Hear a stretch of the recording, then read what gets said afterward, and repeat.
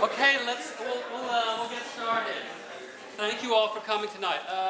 Thank you for coming tonight, and I'll thank you in advance for coming on Thursday. There's a lecture on Thursday. Roger Sherman will be lecturing also at 5:30. We are very lucky. We have a very great treat tonight. I went up and spoke to a couple of students in their studio. They knew who they are, and the ones who don't know who they are the ones who didn't come, but I know who they are. Yeah. So we're happy you came. This is what I promise is this will be for sure better than anything you're working on. No question about that.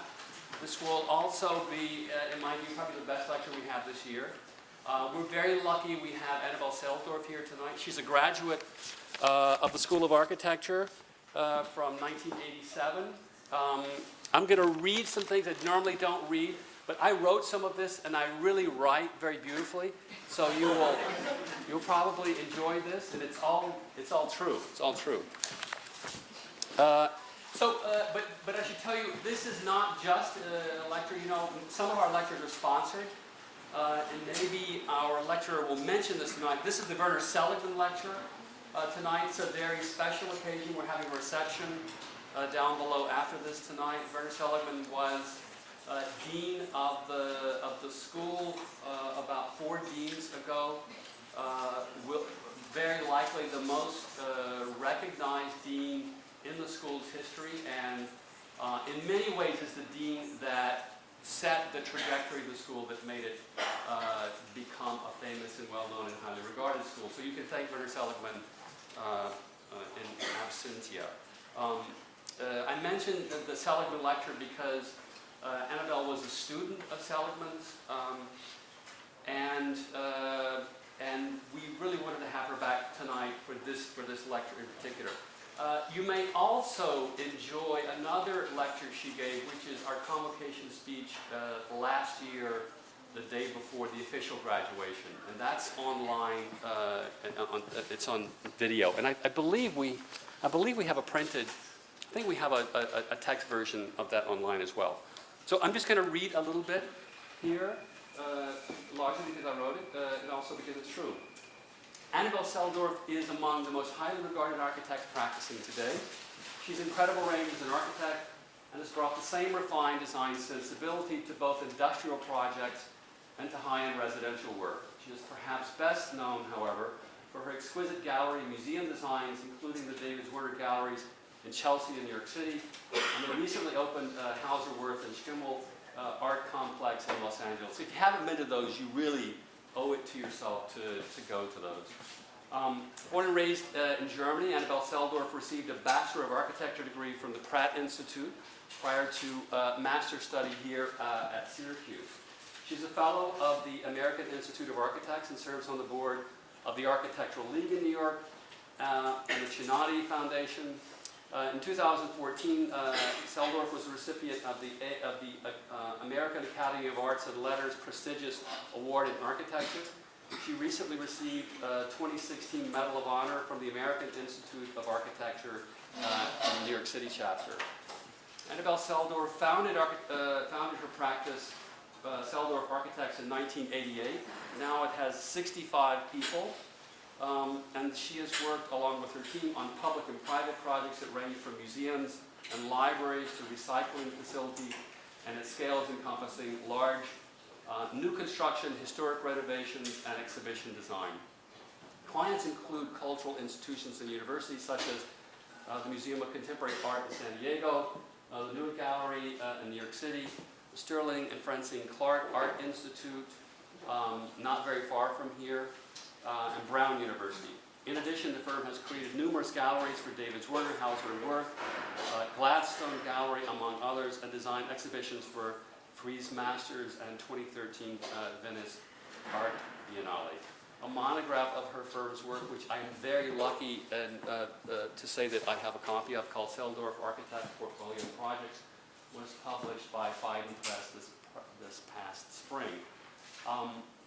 I can't say any more than this. I think we have really, truly one of the great graduates of our school here, one of the really premier designers in the world today, and join me in welcoming Annabelle Selldorf.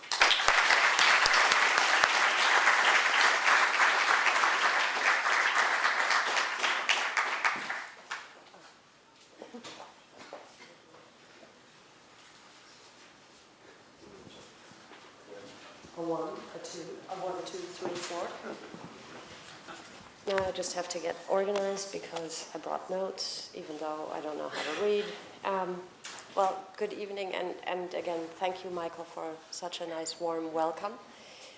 Hello to some people, some friends I've known for a long time, and thank you all for coming in such great numbers. I will do my utmost to not bore you to tears, even though I imagine that you're all tired after a long day in studio. But also, one little sidebar, I want to welcome my partner, Sarah Lopergolo, who is also a Syracuse graduate here and who came as my support. So if all fails, turn to her.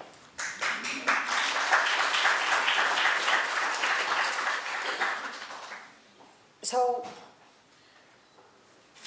doing this lecture today is fantastic for me because Werner Seligmann was somebody I revered a great deal. I had a really close and personal relationship with Werner because he saved me from leaving architecture in some ways. When I studied for a year in Florence in the M.Arch. II program that Michael's already mentioned, Werner gave us students an introduction that has been meaningful and directional my entire life. He basically taught us that architecture is the mother of all arts, and surely you all know that. But also, he taught us that if you didn't look at architecture, you would never really understand where it came from and where it was going, and how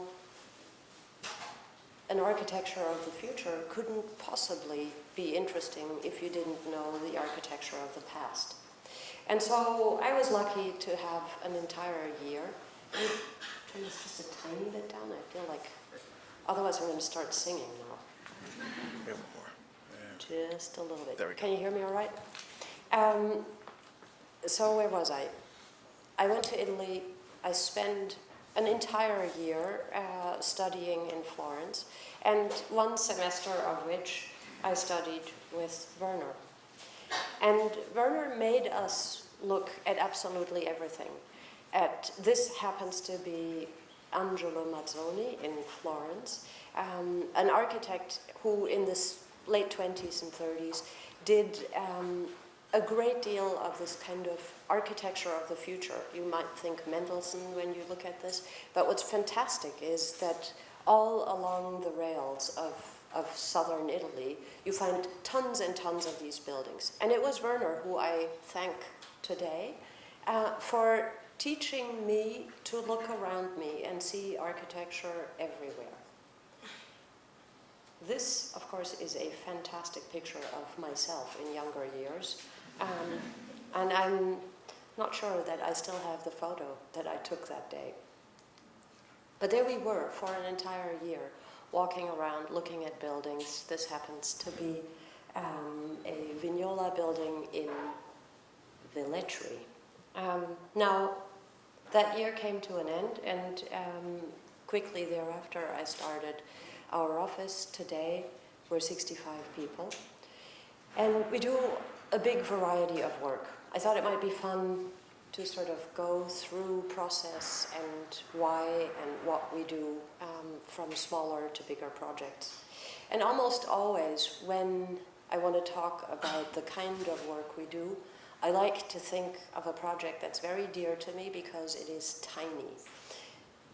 This is an artist's cabin in Nova Scotia, and it's practically inaccessible. It is on a peninsula that's only reachable during the months of June to maybe through October. And when a friend of mine asked me to design a little house for them, Sarah and I rented a car from Halifax and drove 6 hours up the coast of Nova Scotia and find this incredible piece of nature, really, that was so untouched and so quiet and so calm that all we were thinking about is how can we make a small little cabin that doesn't bother anybody. Well, it wasn't bothering anybody because there is no electricity there, there's no plumbing there, and so already that puts you on a small footprint. But the first thought we had was to say, we will put a building on a platform so that it's only supported in very few places and it really hardly touches the ground. But it was also oriented toward a fantastic view of the ocean. And like I said, it was very difficult to reach it. So we had to create a boardwalk that leads up to this cabin. I gotcha here. That boardwalk, however beautiful it is, we didn't design it. It was the lobster fishermen who built the building, who did it. But it is so beautiful, and it is so much part of the idea of not touching the ground and staying in tune with nature, that we always left it there, and it is very much become part of the architecture and the attitude towards nature, as have the dogs. But this picture only to show you that you had to actually go through multiple boat trips to get to the cabin. So the cabin is really 3 cabins, as I said, on a platform. There's a living space, a bedroom space, and a sort of little utilitarian space where bathing and a kind of outhouse type toilet exist. It's very, very simply built with all materials that fit the size of a boat. They're all standard windows. Everything was made on site. And had to be done in less than 3 months so that the weather could take care of it.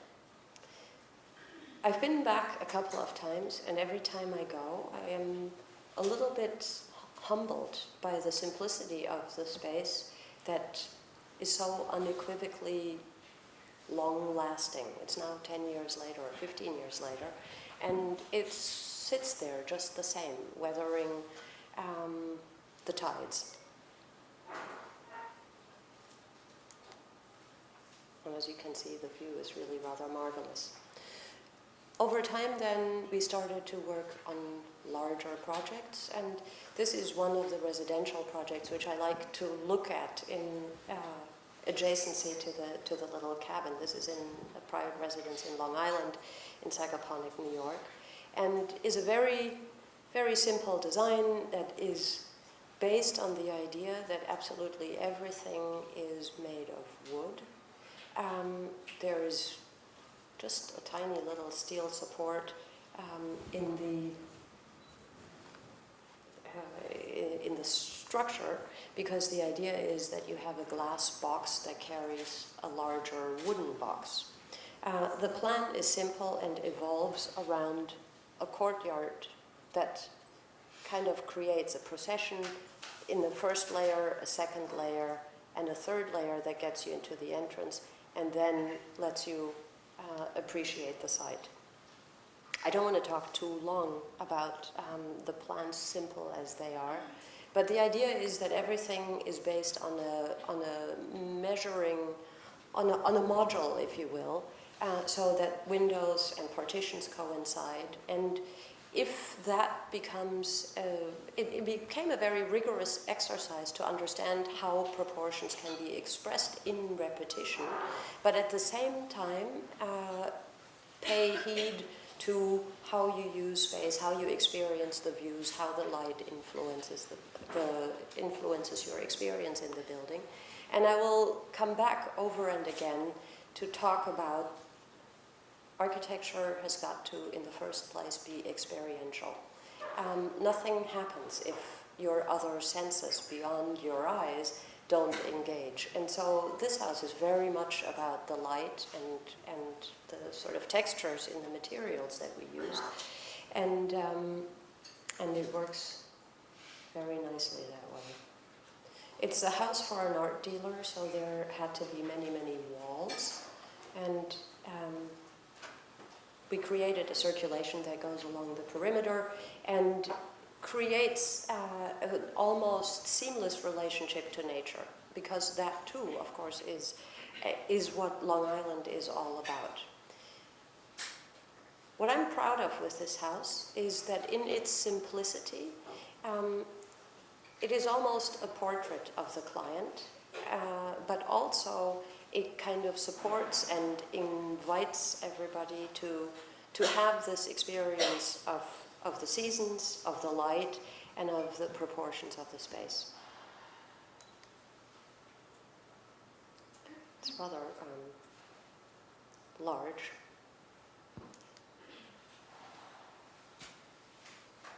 And so, speaking of large, last year we completed, actually this spring if I remember correctly, we completed an apartment building in Lower Manhattan on Bond Street, which is in an area that is very much regulated through landmarks. When the developer came to us and asked us to build a building that's roughly 40,000 square feet, maybe just a little bit less, their idea was that you had 1 or 2 apartments per floor, that they addressed the neighborhood in some material way, by which I mean colors, textures, perhaps even a kind of structural idea. What we thought about was that buildings in the neighborhood came together as being loft buildings on one end of the spectrum and sort of brick residential buildings on the other hand. And when we presented our scheme to landmarks, what we suggested is that we were picking up on a structural grid that in a very generous way allows for large windows. Again, let's light nature and let's light nature and the city into your life. Perhaps the building is remarkable mostly through the kind of material that we use, but whenever we build buildings, we start from the inside out. We start thinking about who is going to live in a building like this and how are they going to live and what is it that people do in their everyday environment. I think that architecture is really interesting when it gets specific.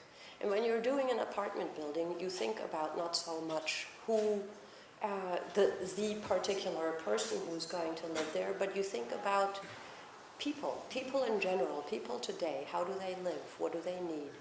And in our minds, what makes it most exciting is to think that the buildings we build are a contribution to the city from the inside out, but from the outside in as well. We used a custom-shaped terracotta, and terracotta is a building material that's been around for thousands of years, but perhaps if you've studied the history of New York, you've come across quite a few. The McGraw-Hill building, for example, is covered in colored terracotta. And when we started working on this project, we thought, in a way, this using terracotta makes a very, very private use of making this building of New York. Technically, it's not altogether easy, but it gave us a great deal of pleasure to work with the material because you can shape it, you can color it, and still maintain a kind of rigorous, rational, logical attitude to architecture. And that is what I always want to take away from doing projects of this nature, is that you are making a contribution to an urban environment. You're building a building that's going to be there for a long time and that hopefully will work very well for those people who pay a hefty amount to live inside, but will last for a long time and becomes your neighborhood for all of those people who walk by the building. The other day, there was a big group of paparazzi in front of the building. And I thought, oh my God, people are that interested in architecture? Well, it turned out that a supermodel lives in the building, and that's why they were there. But that notwithstanding, a lot of people have commented on it because it is such a rich building in terms of its tactile presence, and we're very proud of it. You can even see it in the picture that it has this sort of caramel color that is very nice. And if you were to live in the penthouse, that wouldn't be half bad either. Now, a lot of the projects that we've been working on for the last 20 years are projects in and around the art world. We've done many, many projects with a German art dealer by the name of David Zwirner. And this is one of the first ones. He has multiple galleries in New York, and this very project on 19th Street was predicated on the idea that nothing at all would change on the street, that these old garage buildings on 19th Street in West Chelsea that were at one time garage buildings and repair shops, that they would remain just the same, and only the inside shell would the outside shell and the inside space would be completely remodeled. So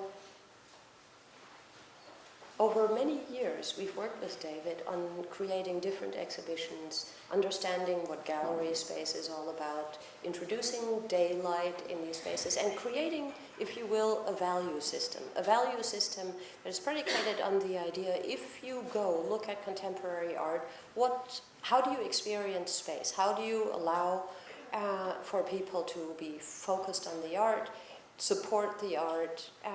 It's in a, if you will, a very egoless attitude to making space. And I think that that's an interesting conversation to have, because I think that architecture has the last word. The experience of architecture is something that lasts for a long time. Everybody here has memories of a space that they have been to, that is they've encountered in their childhood or later on in life, that has never left your memory or your mind's eye. And for us, it was always important to say, when we make art spaces, we are inviting the art to be the primary actor. And I'm gratified to continue doing those kinds of work, because over time, I feel that we have contributed to contemporary art in that way. Then in 2008, David Zwirner, the same friend and client, was able to purchase a site and say, now I'm going to actually build a new building. Won't you help me create a space that is truly different from all the other commercial art galleries that exist, from the kind of spaces that are shaped by virtue of the fact that they exist already. So building a new gallery building, in this case, was akin to making a contemporary museum, but in a very close collaboration with the client. And it was very clear from the onset in this mid-block condition that the main space was something of a heart of the building. So it became very clear that there needed to be the largest space in the building was a gallery approximately 65 by 65 feet by 18 or 19 feet tall, with 3 skylights above.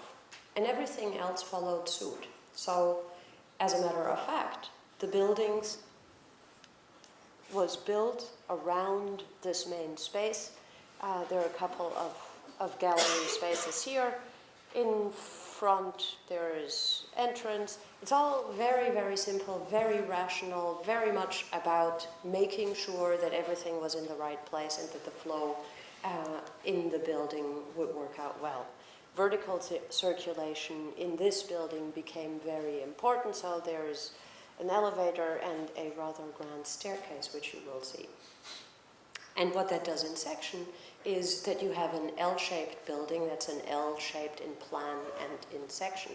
And that's a little bit interesting because it's something that you do not perceive from the street, but once you enter the building, this heart, so to speak, reveals itself. So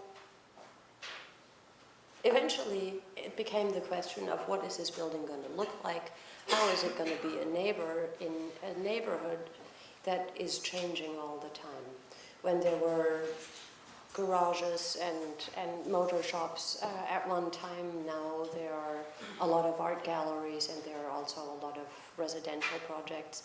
The neighborhood has changed so dramatically in the last 10 years perhaps that you cannot necessarily bank on making precedent your best friend. But all the same, we understood that this was a mid-block condition and that there was a kind of massive scale to the building that we wanted to support. So, in a sense, making a regular facade was something that was very interesting to us because we started to think that is what this neighborhood is all about. There are these walls with apertures in them, and how can we use that compositionally in such a way that it creates a sort of tension to the rest of the street. Cast-in-place concrete was the topic that came up, and we got very excited about it because that's what you learn in school, right? Cast-in-place concrete is the cat's meow. So we embarked on cast-in-place concrete and looked at one another and said, why are there very, very few buildings that are made of cast-in-place concrete in New York? Well, we found out that it's a really interesting and really complicated thing to do in a building because it's so hard to control. You really have to be incredibly rigorous to understand how to detail and layer the material in such a way that with each consecutive pour, the color of the concrete is the same. And again, I sort of look across here looking at my partner Sarah because it was an absolutely hair-raising experience working with the consultants, convincing the client that you couldn't just hire any old concrete contractor, that this is really a difficult thing, and that a great deal of preparation was required. We learned a lot more than we thought we had to learn, and we were very happy to have one of the preeminent concrete consultants working with us. And it was great to sort of learn that if you wanted to have an impression on the concrete, you had to actually work on the forms. So we spent endless amounts of time on choosing the width, the length, and the kind of wood that we used for the board form concrete. In the end, the facade that was finished looks like it was always meant to be that way. It looks like it was entirely effortless, and no amount of anxiety is imprinted on the facade. But as we were thinking about this material, we also wanted to incorporate any number of other things, like the idea of making this a very well-insulated building, understanding that if you have just board form concrete, maybe you need to offset it with another material. So we introduced teak windows on the street facade and a teak shop front. And of course, great colleagues before us have done this in perhaps much more impressive ways, but the old teak and concrete trick does it every time. And I think it really is true that the relationship of wood and concrete makes for a very nice sort of warm and, again, to use the word tactile, impression. it was important to us also to think that it wasn't just facadism, it wasn't just a concrete facade. Now, the entire structure is concrete, and so it is concrete inside and out. And so it's important to make visual some of these structural elements, and to that end, the entire core was actually conceived as visible board form concrete. The rest of the space is in some ways a very elegant and very nicely proportioned series of spaces that bring a visitor into an exhibition with a little bookshop and other elements. And here you see what I was talking about, the core that is in concrete. And then, could I forget our friend Corbusier? Again, it makes me think of Werner, because I remember a class that Werner was teaching about La Tourette. And this is where I saw this picture for the first time, some, can I say, 30 years ago? And I thought, this is the world's most beautiful stair. And if you can, go to La Tourette and see it for yourself, because even without the monk, that staircase is incredible. It is so simple, so thin, so elemental, and so elegant. And we were ambitious enough to try to convince our structural engineer to do something almost as thin. Is it the same? No, it's not. It's very, very different. But in some ways, it was a kind of inspiration, and I'm always happy to think that what you have seen someplace has inspired you to do something else. And so we're very, very proud of this staircase as it winds all 5 floors through the building and creates a completely different stair in a completely different environment with is a staircase that's flooded with daylight and creates an environment completely on its own.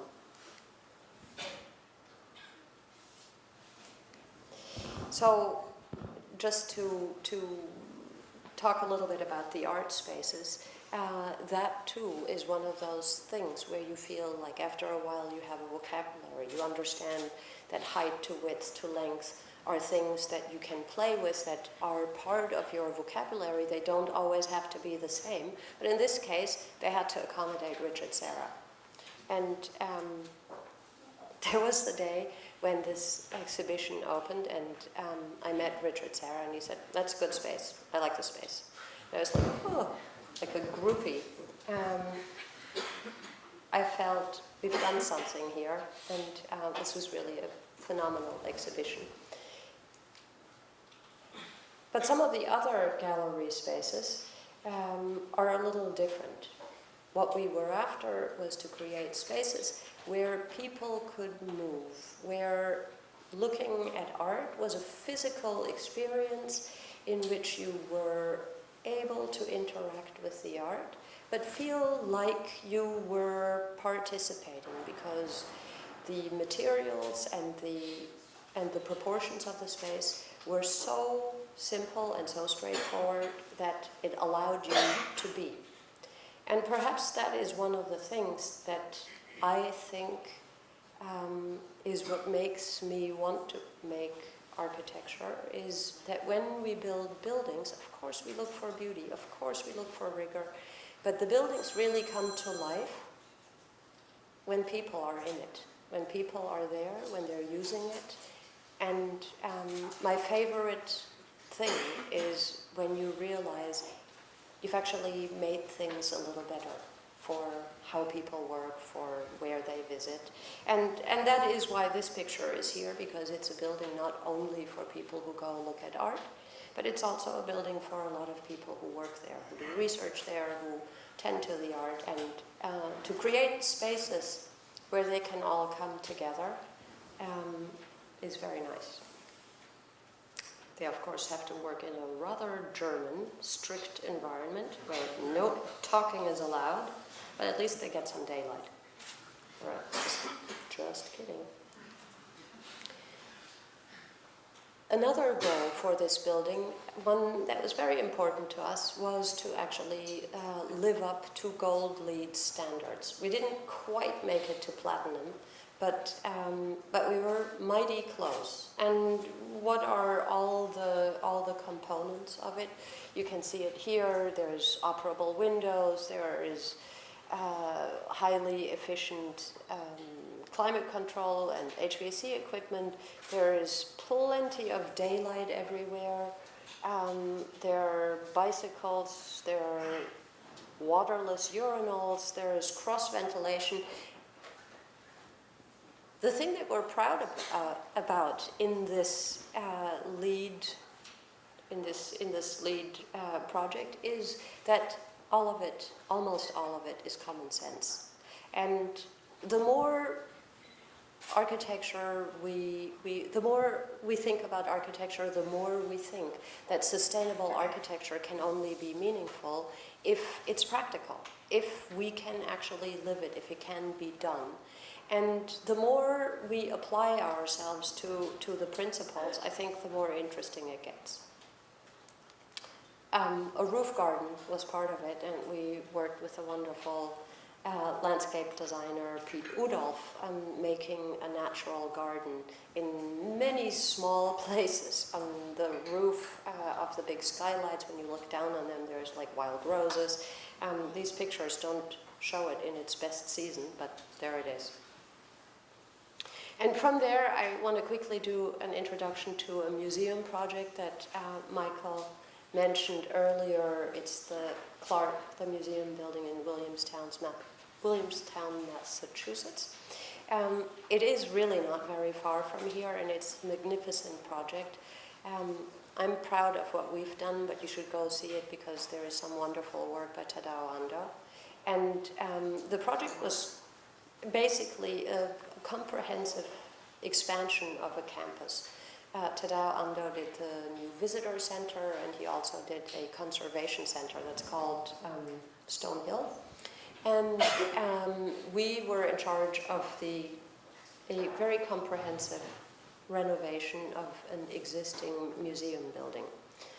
It bears mentioning the landscape of Reed Hildebrand, without who a complete understanding of the environment in the Berkshires would not have been quite so magnificent. So there is the building, and I'm not quite sure whether it's a house or a Greek temple, or nobody knows really what it is. It's a strange building that was built in the 1950s, and originally was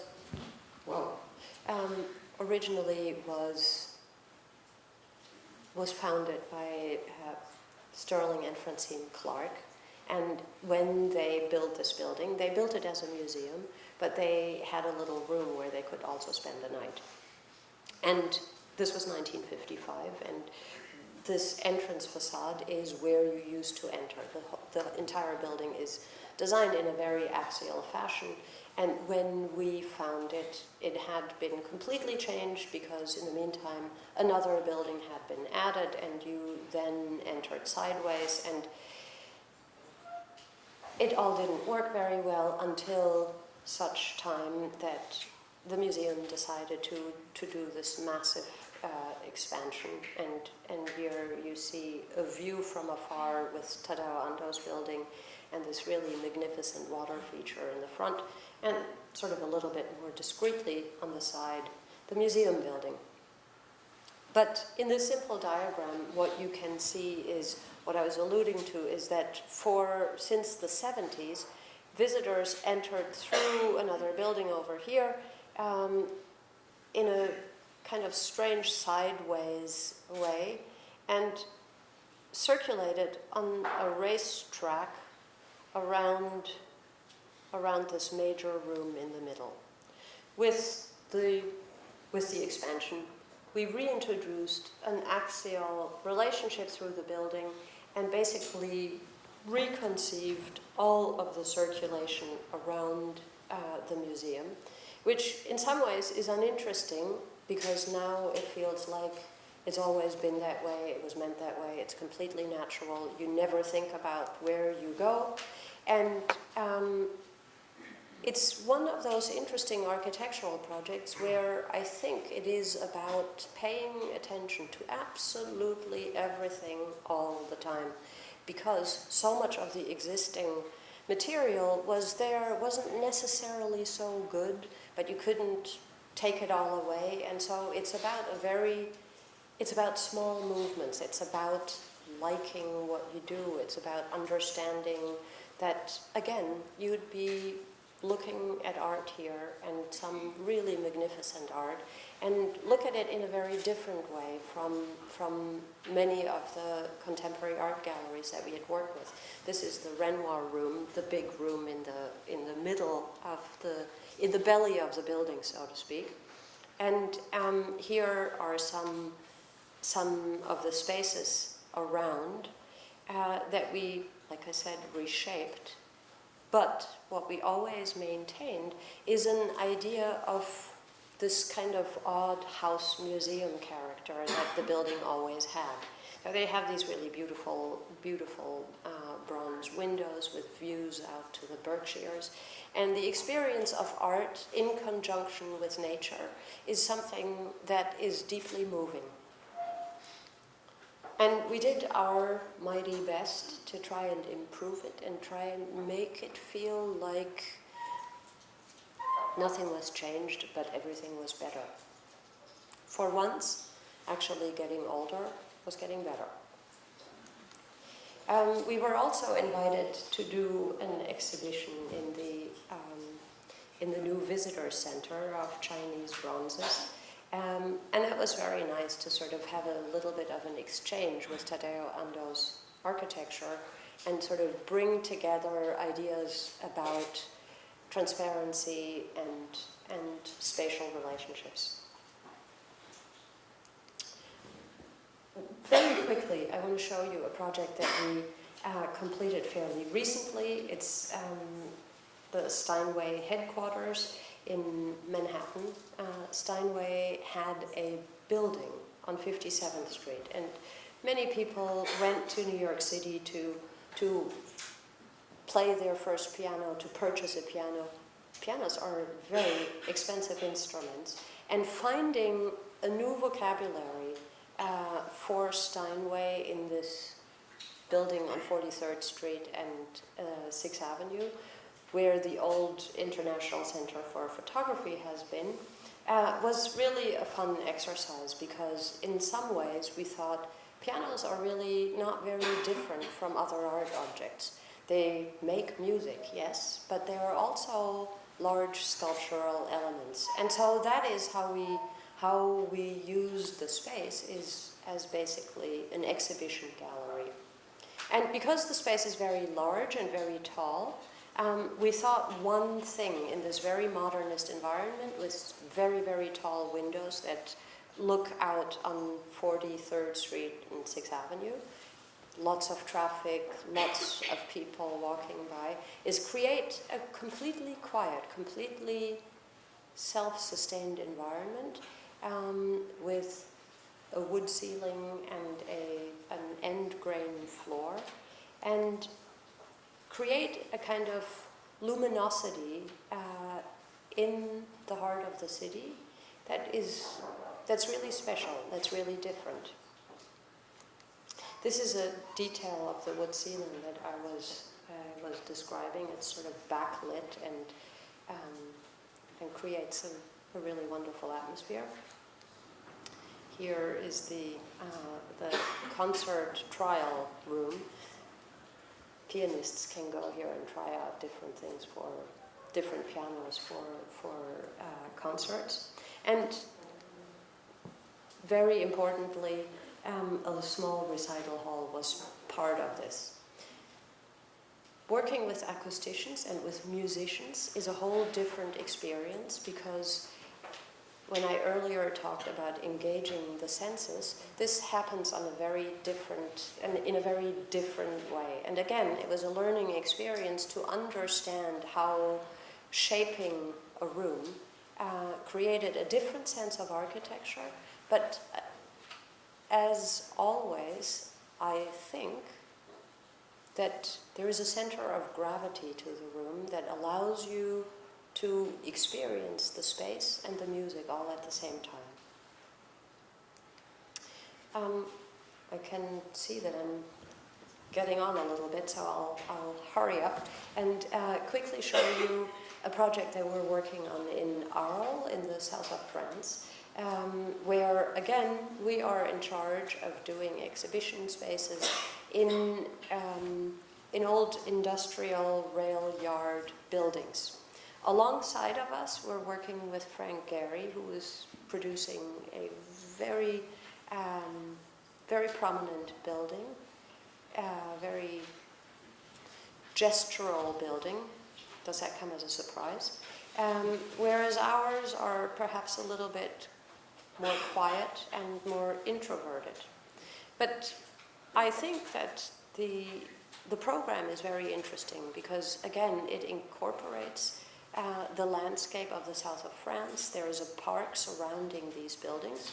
The park is called Parc des Ateliers and was an old factory where the French railways produced rail cars.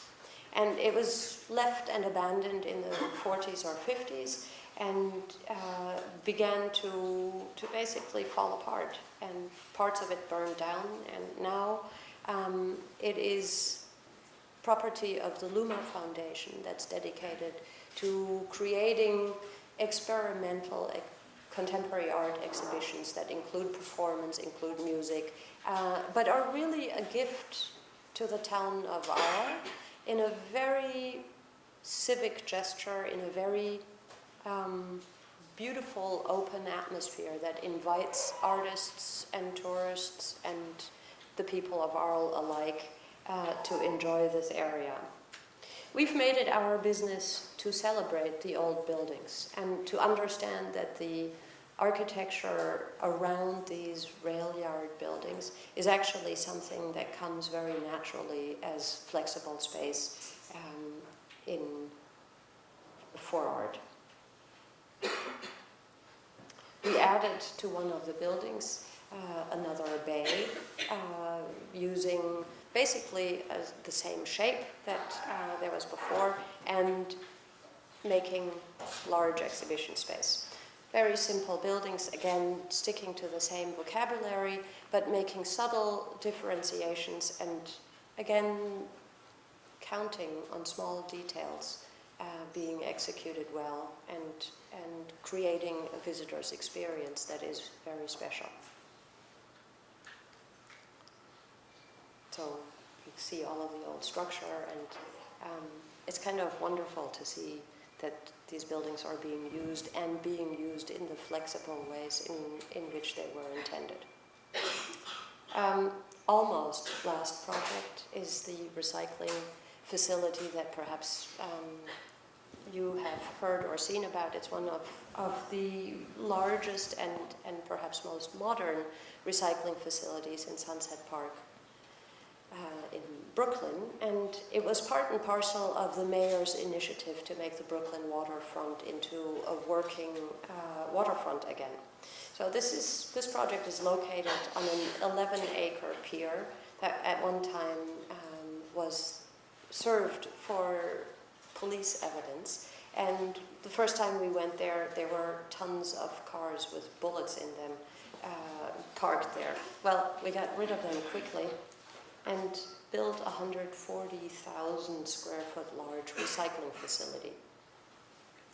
It was an interesting project because we didn't know that much about recycling, and certainly not about how you do it on a municipal scale. So there was a learning curve there, but suffice it to say that the most interesting thing about it was that a master plan had to be a part of it, and that master plan included many of the things that I've talked on about for some time, namely that if you make buildings relate to one another, they become an experience for the people. And in this case, you have a large industrial facility. Here, this is the tipping building. a processing building and the bale building, which really are the heart of the facility. But there is a small education center and administration building, and this is how you get to them.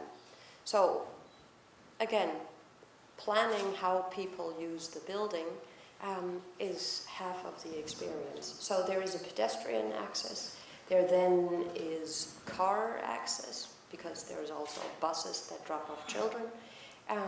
There is rail, truck, and barges.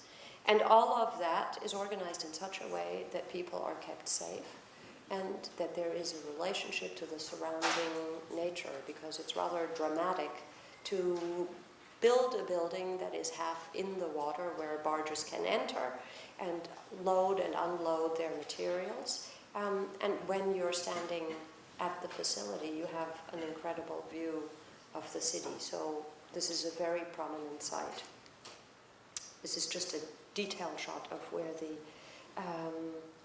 where the barges load and unload in a pre-engineered building, which is the ideal building type, except that we made it our business to sort of turn the structure inside out so that it didn't just come across as a big box building. The spaces inside are impressive, and the equipment is even more impressive. I designed all this myself. Okay, I didn't. But it's pretty fascinating to see and to build a building for the kind of complex equipment that is full of optical sorters and conveyors, and it's fascinating. At the end of the day, I guess what we built for this was really just a shed. But it's a shed that you see from many different places and that make a pretty significant workspace too. I mentioned that there is an education center on the right-hand side here, the little building, and we connected that building with the main tipping building via a bridge because education is a big part of making this facility accessible for the people. And every day there's one school class after the other of kids that come and look at how their material is recycled. It's pretty interesting, it's fascinating for children, but I dare say it's fascinating for everybody. But making a piece of architecture out of it and not being maybe cynical or callous about the simplicity and the humbleness of this event was something that really meant a great deal to us. The client trusted us a great deal to sort of make the right choices in how we juxtaposed large volumes to one another, and followed our advice when we said we're going to be using one material and one material only.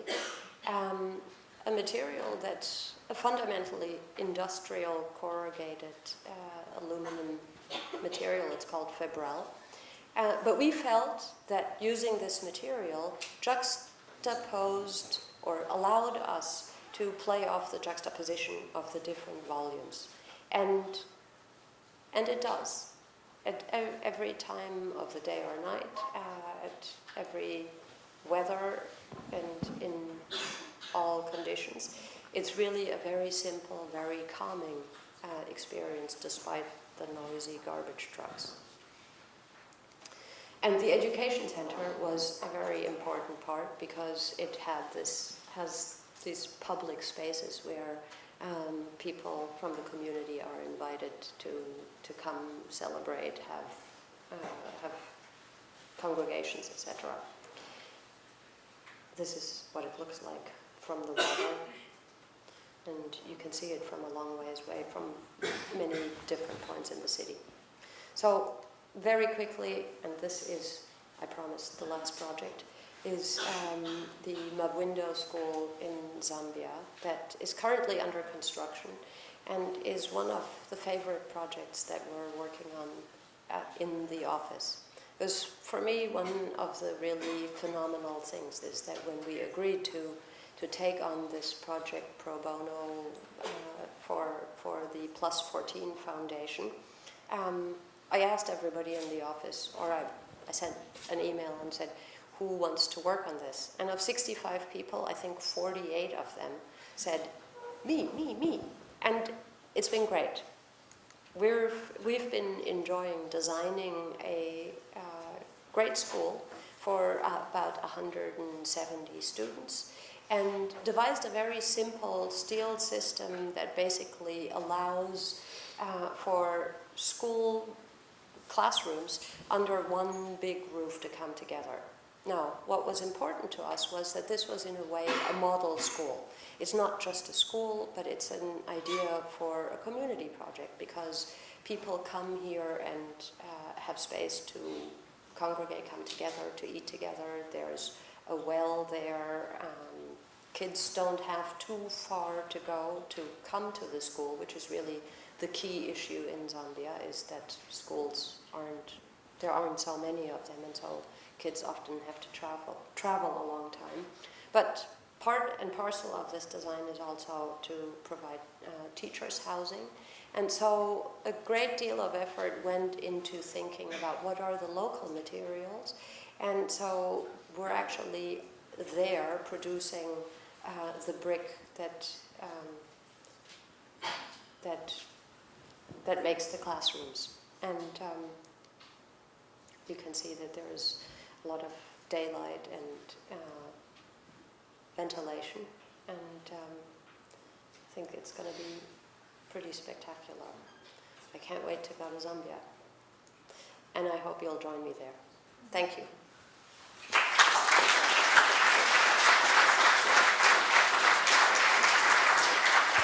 I'm really sorry this went on so long.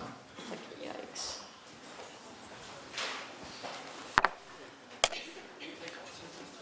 Of course.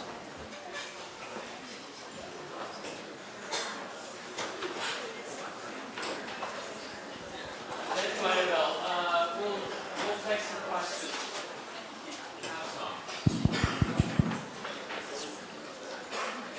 One thing I'll mention, also very close to us, Selldorf Architects designed a really terrific exhibition at the Corning Museum that's still up and is up until I think through January. January.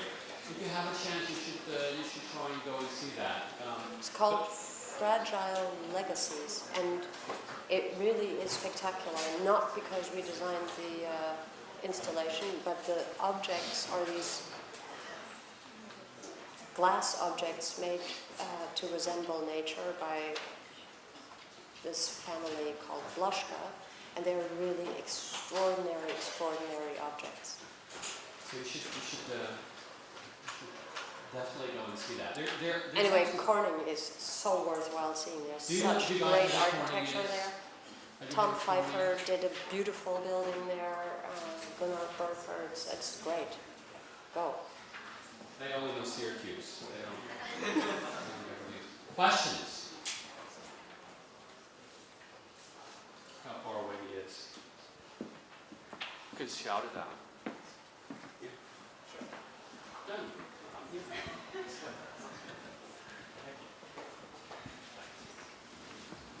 Simple question. Drafting or BIM? And if it's a mix of both, what's the ratio like? We're still in the beginning of BIM. I think it's going there, but it's not an easy transition. And it's a good question to ask, because we started out drawing by hand. And for me, the transition to CAD was difficult. Getting to the same standard of, making beautiful drawings, because only beautiful drawings can make beautiful architecture. Each and every time, with every next generation, is a transition. But we're hopeful.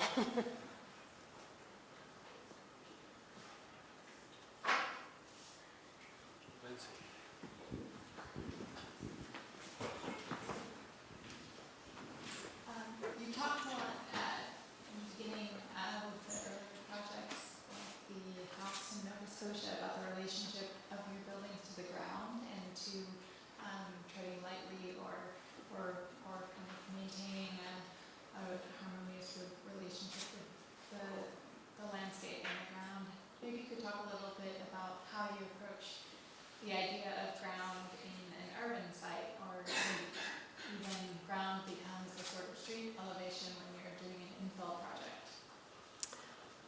relationship to the ground is where you start, right? In urban projects, it depends a little bit. If you are in a mid-block condition, you don't have so much to contend with. On a corner condition, it's altogether different because there you have different points of view. Generally speaking, I think in urban conditions, you want to anchor a building to the ground and you want to somehow create something that is manifest in claiming its position. I think that's also true for freestanding buildings in other, like the house in Long Island, for example. We anchored it on a concrete plinth. And it's really interesting because it always talks about what your relationship is when you're coming out of the building and then touching the natural ground. But I'm very mindful of making it a clear definition and making sure that as you go around a building, it has to always be plausible. You have to kind of find resolution to that issue.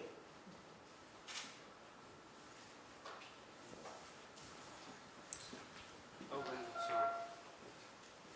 Annabelle, a lot of your work seems to be informed by a kind of rigorous approach to the issue of abstraction, using abstraction as a kind of informing idea and an aesthetic idea. Could you speak more about that? I'm thinking in particular, let's say for example, that concrete facade on 19th Street, how it presents itself as a very austere face to the street, and how do you view abstraction as part of the process? I don't think of it so much, well, architecture is abstract in the first place, right? When you're putting something on a piece of paper, it becomes an abstraction of what its physical reality is going to be. But I think that what interests me about architecture is how it reveals itself over a long time. And I think it can only truly exist for a long time if you understand the rationale of the skeleton. Oftentimes, I find it difficult when we're talking with clients who want to know, what's my building going to look like? Well, what is it going to be like? And in this day and age where renderings are so easily produced, I think often people follow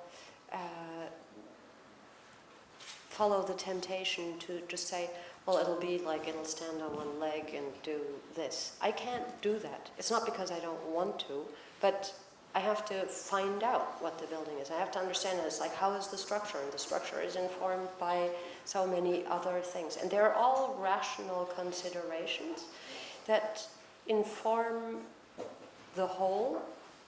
And the whole can only work if there's a real dimension of poetry in it. If there is a lyrical quality that, I don't know, we can find many different words for it. Perhaps at the end of the day there has to be a path to finding delight. And that's something that is completely irrational, and I don't know how you get to that, but if you can't get there, then nothing happens. Question back here. Sorry.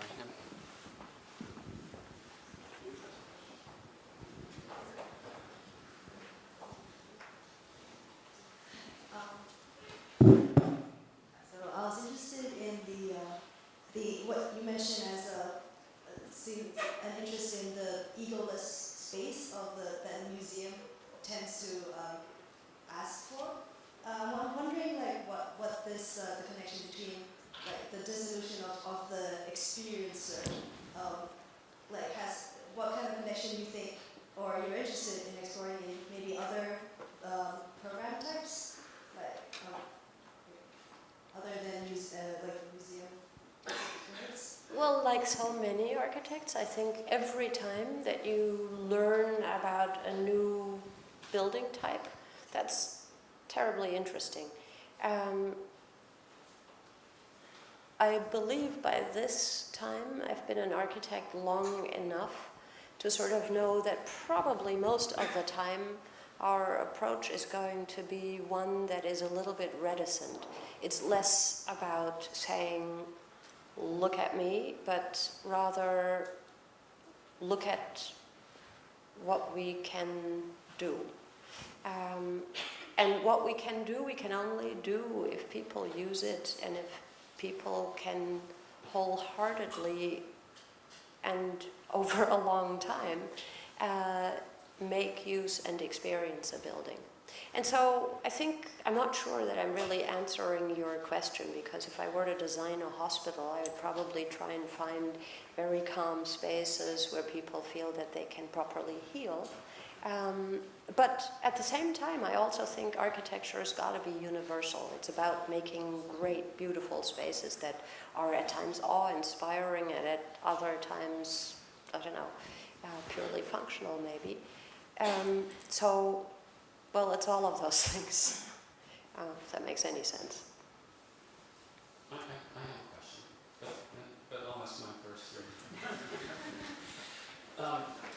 Because of, by virtue of your education and inclinations of interest and perhaps history, many of the buildings that influenced you were influenced by an industrial paradigm. So obviously core. You show the staircase. I wonder, and if you think of the last building, actually the penultimate building, the recycling facility, that's a building that in another era would have been called an industrial building, but you made it architecture. So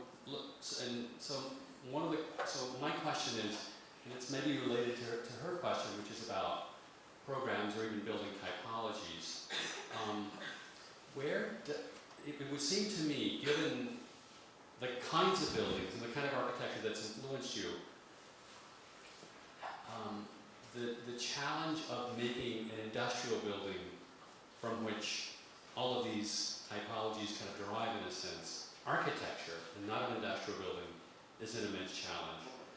How did you think about that in this facility? Because, and so that's one question. And is there a line for you across which you move and it becomes architecture or not architecture? So let's say... It's always architecture. Okay, but in the hands of a lesser... Okay. If I had done that building, I suspect it might not be architecture. But let's just say it's an industrial typology, and let's say in the hands of a lesser skilled designer, one can imagine it wouldn't feel like architecture. It would be a building. It would be simply a piece of industrial machinery. So, Michael, if I can take that claim, then any old typology we would work on would be architecture. I mean, there's so much shit architecture around that that's something that we have to fight in whichever typology. Donald Judd spent a great deal of time talking about why industrial architecture is so useful in the context of art. And one of the reasons is because it's self-effacing. Doesn't make claims for itself. It serves a purpose, and ostensibly it only serves that purpose. And in that utter authenticity, it becomes real. And that reality is what we embody. Then it becomes more complicated than that, right? Because you can't just make industrial architecture. That's like what other people do. So how you play with that medium is maybe a little bit self-conscious, but not really, because when you're trying to solve problems, and I think in the first instance, I really do believe that architecture serves a purpose, and it serves a purpose on multiple levels. It has transformative power. We can use all of those big words, yes, but it provides a roof over our heads. I wouldn't do it if it didn't need to be done. I am not interested in follies. Much as I joke about stuff, I'm incredibly serious about what we do. And so I don't just do it to pass time. And I believe that rational thinking invites intelligence. And if our buildings can invite intelligence, that's the best thing we can do. And there it is. Terrence.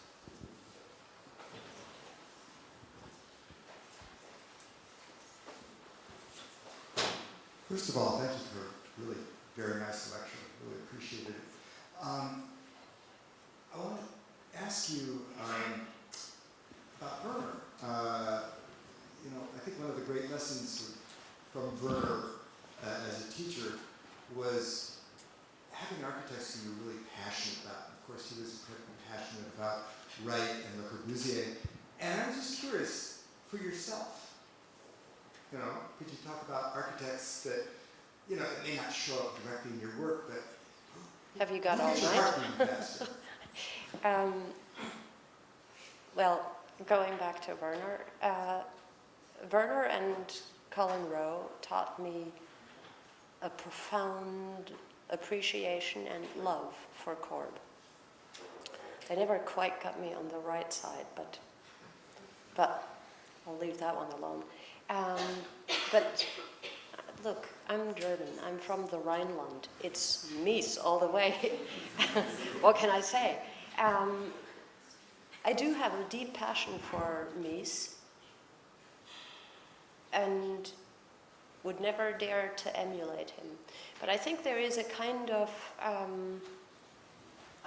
a sympathy in how we were brought up. That German heritage is difficult to get rid of. And I had that with Werner as well.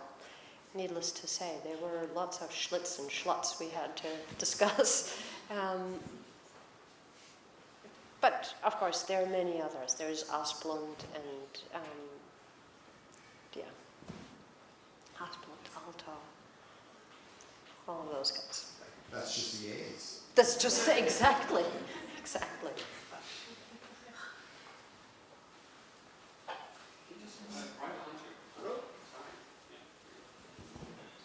Perhaps I'm just going to ask a very naive question from a sophomore student, but which one you gain more satisfaction from, say, your project that we showed earlier, the small residential places, or these really big public building that have impact on everyone's life? And trading off that, just to assert the second question, so I suppose as someone who just started architecture, I kind of always have this feeling that I want the world to kind of know me. Your architecture, as you mentioned, is a bit more introverted. Why do you not choose perhaps a more extroverted way of making your buildings, to make a more of a statement for yourself? I mean, that's just my kind of naive question. Well, just to answer that, it's in my mind, it's not about statement. You're going to know me because I'm going to be around for a long time, or my buildings are. So I'm not so worried about that. I don't lack confidence on that front. But it is about the satisfaction, and that satisfaction is a deeply human experience. And I started doing a bathroom, and then a bathroom and a kitchen, and a kitchen and a bathroom and a living room, and then projects got bigger. I love doing bigger projects. I love doing projects that mean more for people and that are more interactive because you learn more from it. And growing our office into a group of people where everybody contributes their intelligence and everybody has good ideas makes it so much more interesting. Having said that, of course, you have to do the small stuff because otherwise you lose touch with scale, with proportion, with details. Sarah and I get lost every once in a while in cabinet details of some project that we shouldn't even be looking at. But it keeps you in touch with everything, and that's very important. And I think it's really important for people in the office to do things that teach you how high a table is, how deep a riser is, and so that understanding dimensions is vital. Thank you.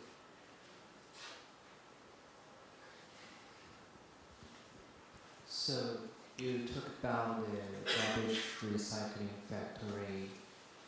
My question is very specific. Are there any design strategies being used to deal with the smile?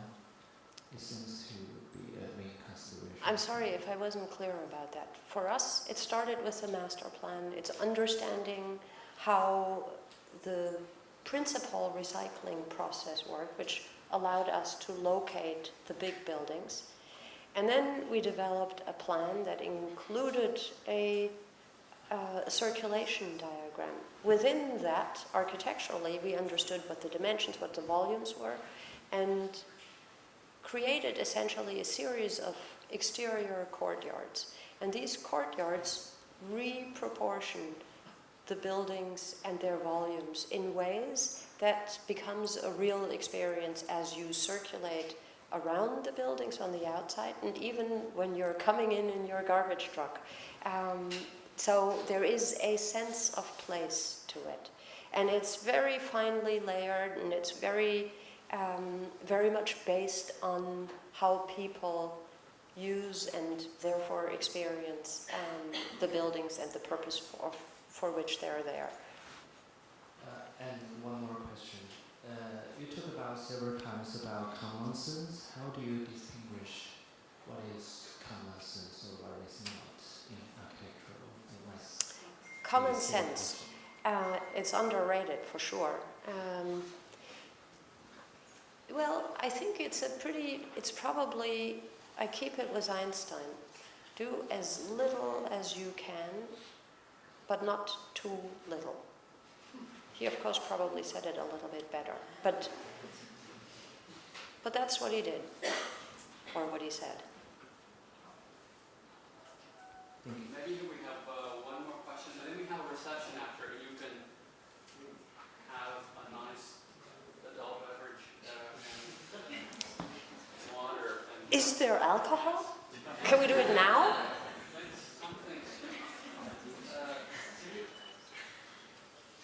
Pass it all the way back to the Syracuse sweatshirt. Last question. This is going to be a great question. Thank you for the wonderful lecture. My question is for that knit block museum you did. You mentioned, or at least made it sound like the concrete facade was the first time you worked with concrete at such a scale. Was there any hesitation from the client for kind of, I guess, on-the-job learning? The client actually really inspired us to do concrete. But it's very easy for a client to inspire you to do something because they don't know what it takes. It was like, so we were very enthusiastic. We thought, like, great idea, wonderful. And then over the period of time, it's like, you're doing what? Have you heard of the unions? Have you ever heard of concrete feet? Anyway, all's well that ends well. But no, the client was enthusiastic. Thank you. Thank you.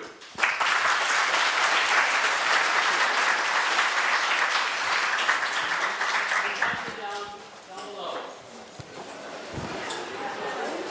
That's great. That went on a little too long. I'm so sorry. No, it's exactly right. You're very nice. Thank you.